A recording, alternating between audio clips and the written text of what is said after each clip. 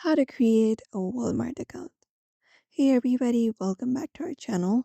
In today's video, we will be guiding you through the process to create up a Walmart account. So let's just dive right into the video. So what you may do is you may just head over to walmart.com, or you can even download the application Walmart onto your device. And once you are into it, you will be finding this kind of interface on your screen.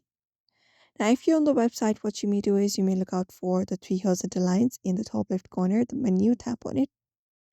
And once you tap on it, you will be finding the menu here.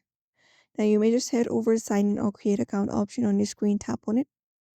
And once you do, here you will be taken to the sign in or create account option right here. So now what you may do is you may just going to enter up your phone number, email if you do not have an account, even if you're signing in, and tap on continue.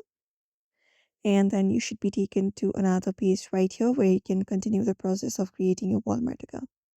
So once your email address is selected, right below it, we have a section where we can enter up your first name, last name, phone number, and create up a password. So you may just go ahead and enter up your first name here, right below its last name, and then phone number. And here you may just go ahead and create up a password. Once this is done, you can tap on continue, and that way your account should be created.